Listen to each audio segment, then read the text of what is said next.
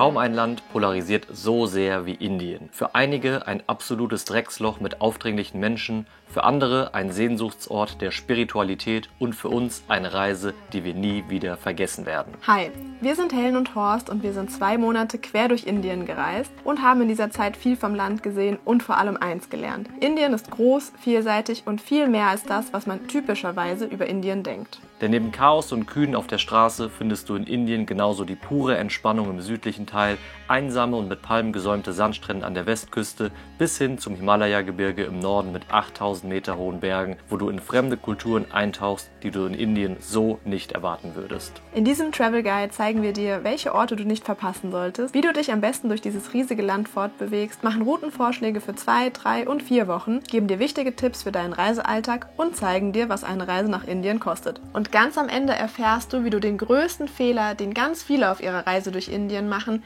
ganz einfach vermeiden kannst, wodurch dein Trip zu einem unvergesslichen Abenteuer wird.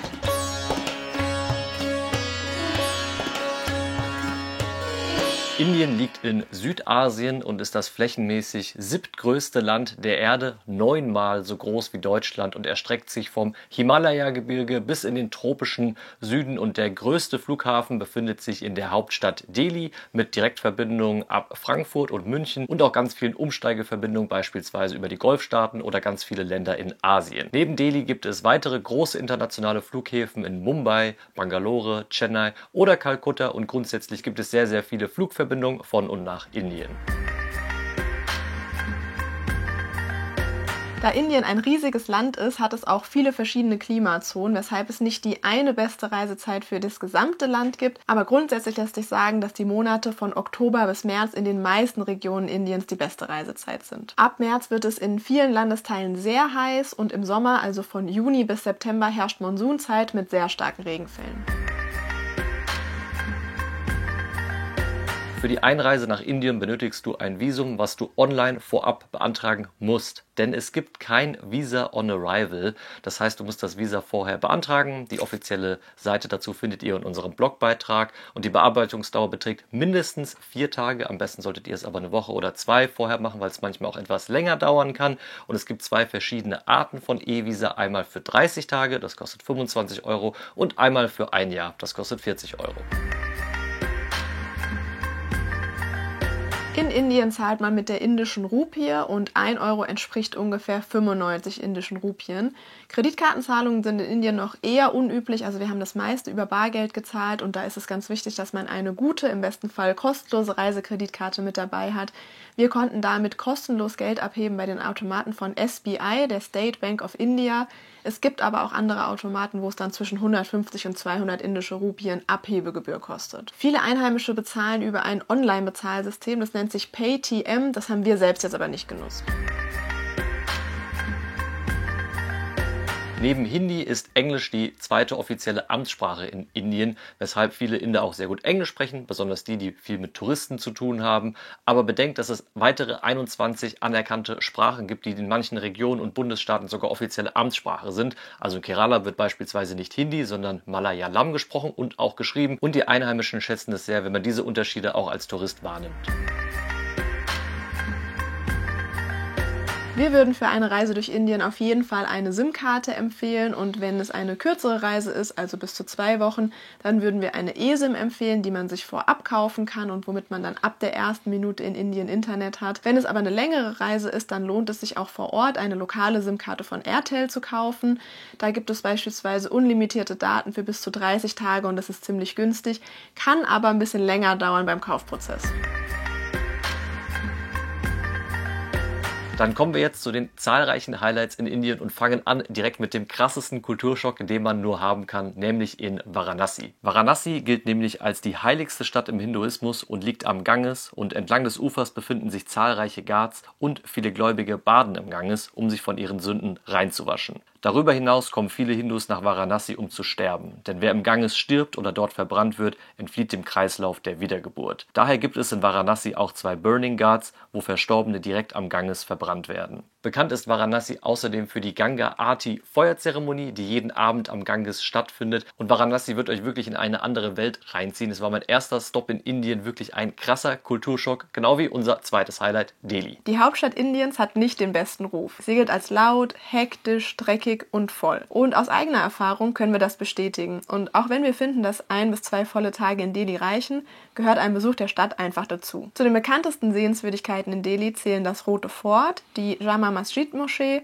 und das India Gate, und auch der Sikh-Tempel, Gurdwara Bangla Sahib und das Humayun-Mausoleum sind ein Besuch wert. Dann kommen wir jetzt zum vermeintlich größten Highlight in Indien und für viele wahrscheinlich auch Grund genug, Indien überhaupt einen Besuch abzustatten: dem Taj Mahal. Und wir hatten hohe Erwartungen an unseren Besuch vom Taj Mahal, weil es ist eines der 7 modernen Weltwunder, aber wir wurden nicht enttäuscht. Die Anlage ist wirklich traumhaft schön und das Mausoleum aus weißem Marmor einfach nur beeindruckend. Und zum krönenden Abschluss haben wir zum Sonnenuntergang eine kleine Bootsfahrt auf dem Yamuna-Fluss gemacht, mit toller Aussicht auf das Taj Mahal, und in diesem Moment dachten wir wirklich, okay, jetzt sind wir in Indien angekommen. Vielleicht habt ihr schon mal was vom Goldenen Dreieck in Indien gehört. Das Goldene Dreieck besteht aus 3 Stopps, nämlich Delhi, Agra, wo das Taj Mahal sich befindet, und Jaipur in Rajasthan. Und diese 3 Stopps sind so ein bisschen die typische Touristenroute, die viele Leute bereisen, wenn sie in Indien sind. Jaipur ist die Hauptstadt von Rajasthan und der berühmteste Ort des Bundesstaats und wird auch die Rosane Stadt genannt. Jaipur ist besonders bekannt für seine zahlreichen Forts, Tempel und Paläste.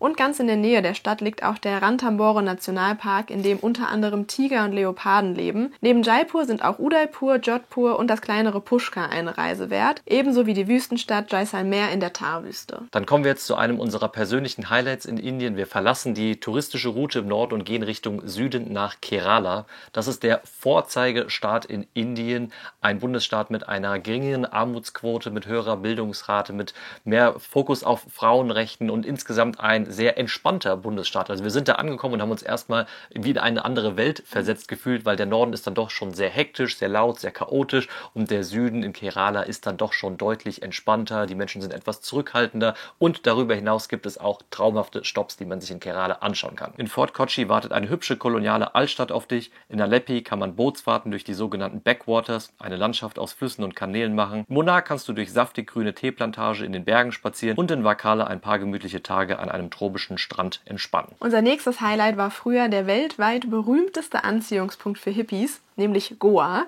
Goa ist der kleinste Bundesstaat Indiens, liegt an der Westküste des Landes und auch heute strahlt er noch eine gewisse Spiritualität aus. Dabei muss man aber unterscheiden in den Norden, in dem viel Party gemacht wird, und in den Süden, in dem es allgemein etwas ruhiger zugeht. Beispielsweise in und rund um Agonda im Süden findet man traumhafte Sandstrände bei tropischen Temperaturen, Palmen, wunderschöne Sonnenuntergänge, jede Menge leckere Cafés und Restaurants sowie Yoga, Soundhealing und Massagestudios. Wer sich nach den Großstädten Indiens nach Ruhe und Entspannung sehnt, der kommt in Goa voll auf seine Kosten, und wer möchte, kann dort auch noch surfen lernen. Nach dem tropischen Süden geht es jetzt in den hohen Norden Richtung Himalaya, genauer gesagt nach Darjeeling, was die meisten von euch vielleicht für den Darjeeling-Tee kennen.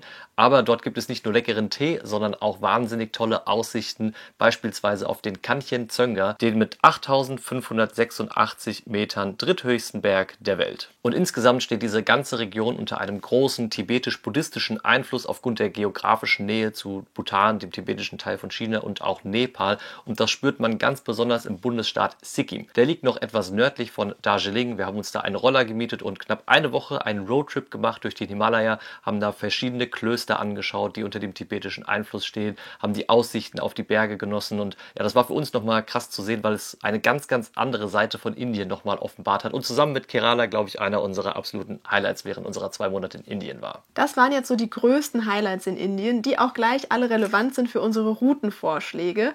Aber es gibt darüber hinaus natürlich noch viel mehr sehenswerte Orte in diesem riesigen Land. Zum Beispiel Gorkana. Die Stadt liegt im Bundesstaat Karnataka im Süden Indiens und hat im Hinduismus eine wichtige spirituelle Bedeutung und wird ab und zu auch als weniger touristische Alternative zu Goa genannt. Für Hindus ist Gorkana insbesondere wegen des Mahabaleshwar-Tempels ein bedeutender Pilgerort. Aber es gibt auch schöne Strände, wie zum Beispiel den Om Beach und den Cuddle Beach. Aber was uns am besten gefallen hat, war das Hinterland. Da sind wir mit dem Roller durchgefahren und haben ein bisschen Einblick in das Leben der Menschen in und rund um Gorkana bekommen. Ein Ort, der uns von vielen Indienreisenden empfohlen wurde, ist Hampi. Hampi ist besonders für seine Tempelanlagen bekannt und auch für die einzigartige Natur drumherum. Im Mittelpunkt steht der noch aktive Haupttempel Virupaksha, Aber noch viel beeindruckender fanden wir die Tempel, Ruinen und Anlagen drumherum und besonders den Hemakuta Hill Tempel, von dem aus man den Sonnenuntergang schauen kann. Weitere Highlights in Indien sind Rishikesh, die Welthauptstadt des Yogas, oder Amritsar in der Region Punjab im Nordwesten oder auch im westlichen Himalaya Ladakh oder Himachal Pradesh oder auch die Andamanen und Nikobaren. Das ist eine Inselgruppe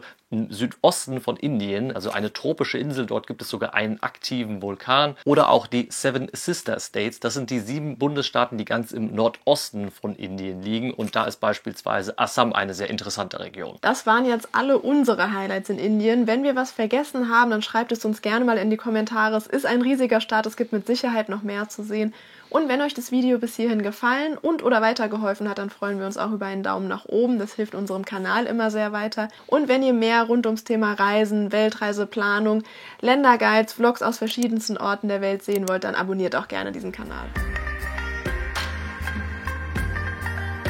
Dann kommen wir jetzt zur Route durch Indien. Die hängt in erster Linie natürlich von eurer Reisedauer ab und auch von eurer Reisegeschwindigkeit und von dem, was ihr sehen wollt. Aber wir haben eine wirklich große Empfehlung, was wir auch am Anfang gesagt haben, was ein großer Fehler ist, den viele oft bei einer Reise durch Indien machen, ist, sich auf eine Region zu beschränken. Einfach nur sagen, ich mache jetzt das Goldene Dreieck, Delhi, Agra, Jaipur, habe mir 3 Millionen Städte angeschaut, fliege dann nach Hause und sage, oh, Indien war voll chaotisch und dreckig. Dieses Land ist so divers und groß und wenn man sich zum Beispiel nur diese Region in Uttar Pradesh oder Rajasthan anschaut, das spiegelt nur einen Teil von Indien wider, weshalb unsere Routenvorschläge immer mehrere Regionen von Indien abdecken. Eine Route für 2 Wochen deckt beispielsweise das Goldene Dreieck ab, aber macht dann auch noch ein paar entspannte Tage in Goa am Strand und je nachdem, wie schnell ihr unterwegs seid, könnt ihr im Norden auch noch ein paar zusätzliche Stops in anderen Städten in Rajasthan einlegen oder im Süden in Goa auch noch weiter nach Hampi oder Gorkana reisen. Für eine 3-wöchige Reise würden wir eine 50-50-Kombination aus Nord- und Südindien empfehlen, also im nördlichen Teil die typischen Stops, das Goldene Dreieck, vielleicht noch 1, 2 weitere Städte in Rajasthan und dann Richtung Süden in den Bundesstaat Kerala mit Fort Kochi, mit Munnar, mit Aleppi, mit Vakala. So hat man wirklich in 3 Wochen auch einen sehr kontrastreichen Eindruck von Indien. Für 4 oder mehr Wochen gibt es dann wirklich das volle Programm. Wir würden empfehlen, in Varanasi zu starten, von dort aus dann das Goldene Dreieck oder auch noch weitere Stops in Rajasthan beispielsweise und dann auch Richtung Süden, wie bei der Route für 3 Wochen nach Kerala. Wenn ihr noch mehr Zeit habt, könnt ihr auch noch Goa mitnehmen oder auch noch Hampi oder Gorkana. Und von dort aus geht es dann einmal in den hohen Norden Richtung Himalaya-Gebirge, nach Darjeeling, nach Sikkim. So haben wir das auch gemacht. Das war so ungefähr unsere Route, was halt ein sehr, sehr diverses Bild von Indien gibt. Aber genauere Infos dazu, wie genau ihr dann von A nach B kommt und so weiter, das findet ihr auf unserem Blog www.betterbeyond.de. Indien ist ein sehr großes Land, weshalb man bei einer Reise auch sehr große Distanzen hinter sich bringen muss. Mal als Beispiel von Bangalore nach Darjeeling, die Strecke beträgt ungefähr 2000 Kilometer, das ist ungefähr so weit wie von Frankfurt nach Moskau und aufgrund dessen wird man in Indien wahrscheinlich auch nicht um den ein oder anderen Inlandsflug drumherum kommen. Es gibt in Indien verschiedene Airlines, zum Beispiel Air India, aber auch Billigfluggesellschaften wie Indigo und das kann man direkt bei den Airlines buchen. Das ist jetzt nicht sonderlich anders, als wenn ihr in Europa oder in Südostasien fliegt. Das Einzige, was man wissen sollte, ist, dass die Sicherheitskontrollen an den Flughäfen in Indien sehr streng sind. Da sollte man einfach ein bisschen Zeit einplanen, man muss alles ausräumen, aber ansonsten läuft das alles relativ unkompliziert. Das Verkehrsmittel, in dem ihr euch in Indien allerdings am meisten wiederfinden werdet, ist der Zug, weil Indien hat ein super großes Zugnetz, verbindet die großen Städte, die kleinen Orte, alles miteinander. Allerdings ist es als Tourist nicht ganz so leicht, da durchzublicken. Es gibt da verschiedene Möglichkeiten, wie man Tickets buchen kann. Wir wollen darauf jetzt gar nicht so ausführlich eingehen, weil sonst würde das Video viel zu lange dauern, aber wir haben dazu einen Blogbeitrag geschrieben, den findet ihr auch unter www.betterbeyond.de. Schritt-für-Schritt-Anleitung, wie ihr euch auf der Website registriert, wie ihr die Tickets kauft, wie ihr die richtigen Bahnhöfe eingibt und so weiter. Weil wenn ihr in Indien etwas länger unterwegs seid, dann lohnt es sich sehr, auf der offiziellen Webseite zu registrieren. Und wenn man es erst einmal irgendwie ein bisschen verstanden hat, dann ist es sogar relativ einfach. Neben dem großen Zugnetz gibt es in Indien auch ein ausgedehntes Busnetz und da kann man grundsätzlich zwischen 2 Kategorien unterscheiden. Einmal gibt es moderne Langstreckenbusse, wo man die Tickets vorab kaufen kann, wo man einen festen Sitzplatz hat, die auch in der Regel klimatisiert sind. Und dann gibt es die lokalen Busse, die nicht durchklimatisiert sind, wo dann statt einer Fensterscheibe einfach offen ist und der Fahrtwind reinkommt, was sehr günstig ist und teilweise auch ein bisschen abenteuerlich, weil die Fahrer teilweise etwas rasant fahren. In Indien seht ihr überall diese gelb-grünen Tuk-Tuks oder auch Taxis oder private Fahrer, die sich gut eignen, um so mittlere bis kurze Distanzen zurückzulegen. Wir würden empfehlen, dafür Apps runterzuladen. Uber kennt ihr wahrscheinlich alle oder Ola wird in Indien auch häufig verwendet. Es funktioniert nicht immer, es kommt immer so ein bisschen drauf an, wo ihr seid. Wir würden auf jeden Fall empfehlen, eure Unterkunft vorher irgendwie zu fragen, wie viel das ungefähr kostet, weil die Verhandelei in Indien ist manchmal ein bisschen anstrengend.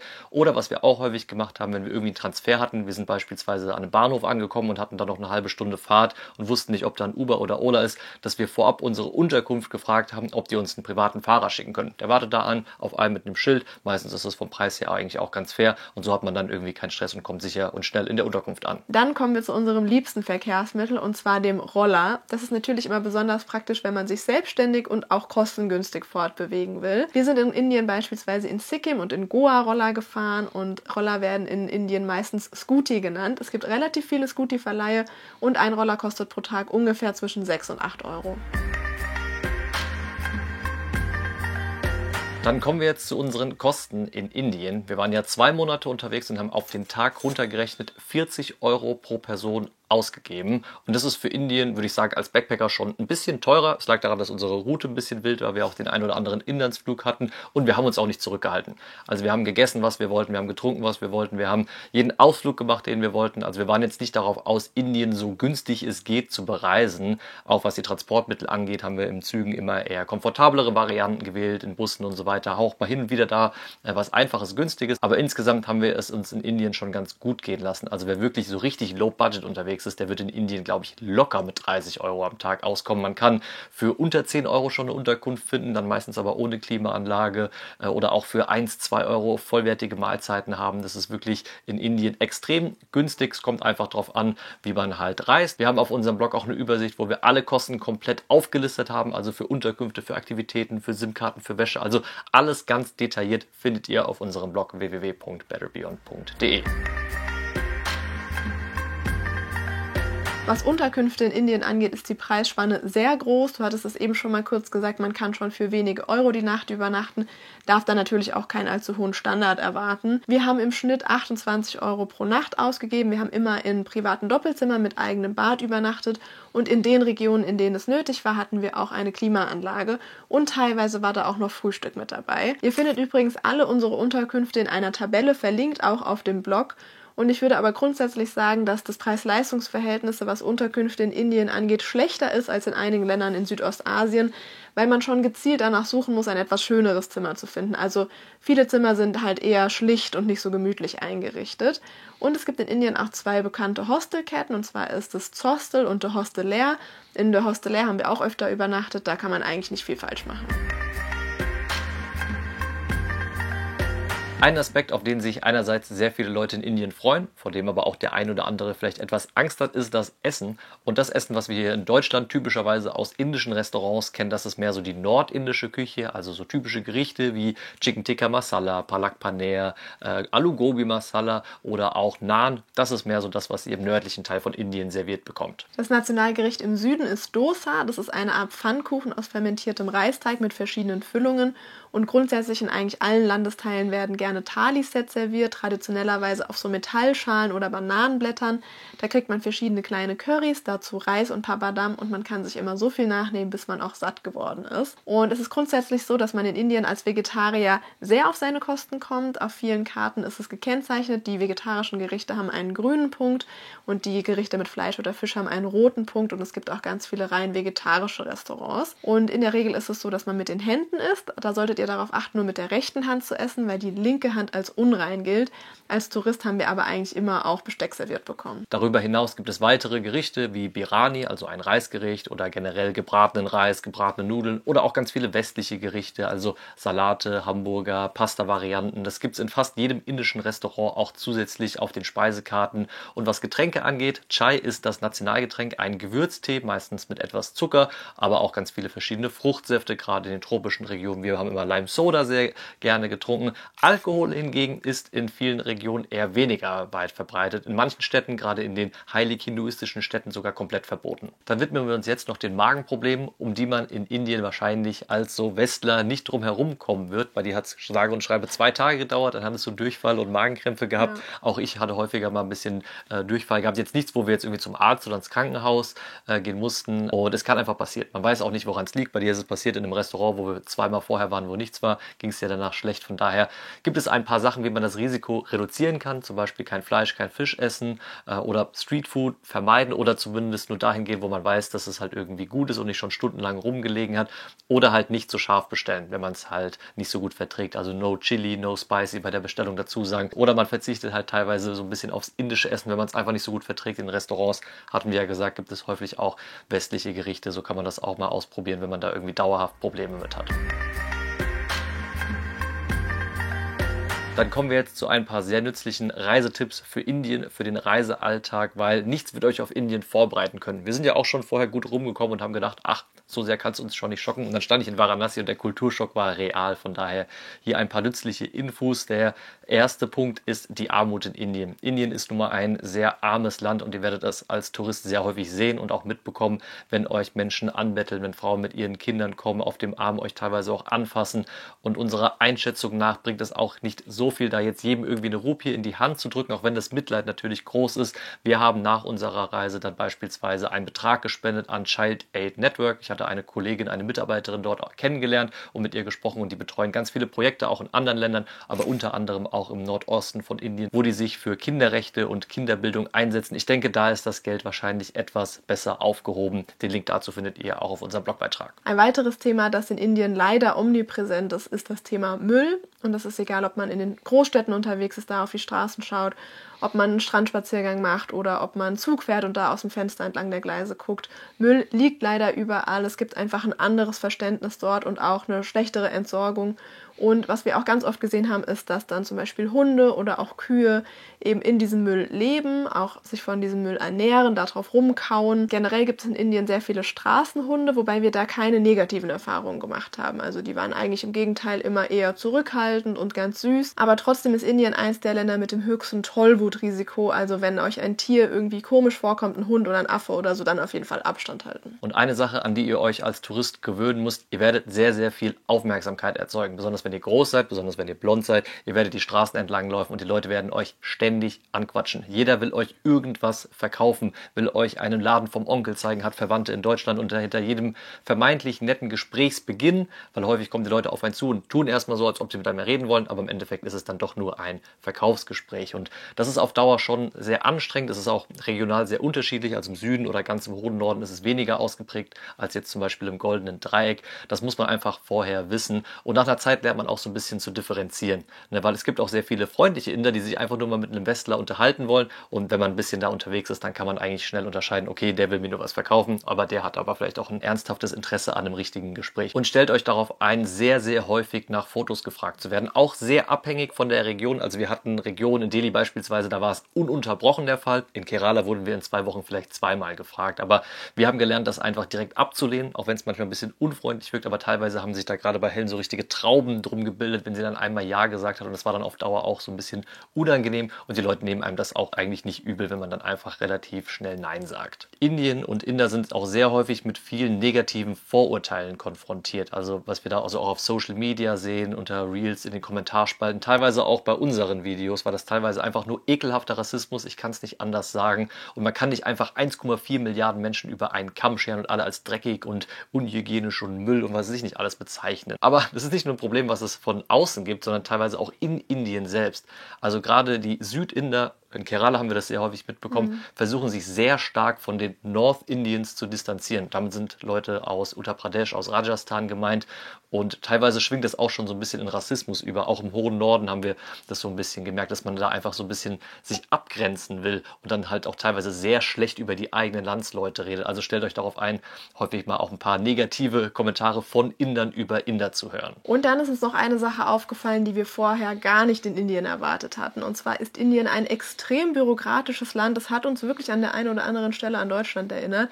Das fängt an, wenn ihr in eine Unterkunft eincheckt. Da wird dann nicht nur der Reisepass Reisepass einmal eingescannt, sondern auch das E-Visa. Man muss dann teilweise Sachen auf Papier ausfüllen, teilweise doppelt in irgendwelche Bücher sich eintragen, sich online auch nochmal registrieren. Es werden sehr, sehr viele Daten abgefragt. Das Gleiche gilt, wenn man sich zum Beispiel einen Roller ausleiht. Da werden Verträge aufgesetzt, da werden verschiedene Unterlagen gebraucht. Das dauert dann auch alles immer so eine Zeit lang. Also da muss man auf jeden Fall ein bisschen Zeit und Geduld mitbringen. Und was bleibt jetzt von unserer Reise nach Indien? Also es war wirklich eine der intensivsten Reisen, die wir jemals gemacht haben. 2 Monate, so viele verschiedene Facetten kennenzulernen. Und wir haben das Gefühl, wir waren in 3 verschiedenen Ländern gewesen, irgendwie Indien, Sri Lanka und Nepal gleichzeitig. Also die Diversität in Indien darf man nicht unterschätzen und die hätten wir vorher auch gar nicht so erwartet. Klar, man weiß, es ist ein großes Land, aber man kann es wirklich nicht über einen Kamm scheren. Und klar, diese typische Region, das Goldene Dreieck, Rajasthan, Uttar Pradesh, das sind die großen Städte. Das ist das, was wir als Ausländer als typisch indisch verstehen und was uns auch natürlich in erster Linie so ein bisschen interessiert und wo wir dann auch Indien so ein bisschen abstempeln, ja, und sagen, okay, das ist Indien. Es ist chaotisch, es ist hektisch, es ist dreckig. Ja klar, es sind auch die größten Städte, die Leute sind vielleicht ein bisschen aufdringlicher, aber es ist eben nicht ganz Indien. Und das ist der größte Fehler, den man unserer Meinung nach nicht machen sollte. Einfach irgendwie 10 Tage eine Rajasthan, Goldenes Dreieck Rundreise und dann verschwinden, sondern sich vielleicht ein bisschen mehr Zeit nehmen, um auch noch andere Landesteile zu erkunden, um einfach dieser Diversität gerecht zu werden und dann sagen, okay, das ist ein Teil von Indien, dieses Chaos, die Hektik, das stimmt alles, aber es ist eben nur ein Teil des Ganzen. Von daher unsere Empfehlung, nehmt euch die Zeit, schaut euch verschiedene Regionen an, aber jetzt mit unserem Länderguide seid ihr hoffentlich bestens vorbereitet. Und ich glaube auch, dass es nicht unsere letzte Indienreise gewesen sein wird. Also wir haben da auch noch weitere Regionen, die uns interessieren. Und wenn ihr jetzt noch irgendwelche Tipps für uns habt, wenn ihr schon mal in Indien wart und sagt, das müssen wir uns auf jeden Fall bei unserer nächsten Reise dorthin anschauen, dann lasst es uns gerne in den Kommentaren wissen. Wir freuen uns über einen Austausch und ja, wir hoffen, wir konnten vielleicht auch das ein oder andere Vorurteil über Indien so ein bisschen abschwächen zumindest. Ja, also wir sehen uns dann nächste Woche wieder. Macht's gut, bis dann. Ciao, ciao. Bis dann.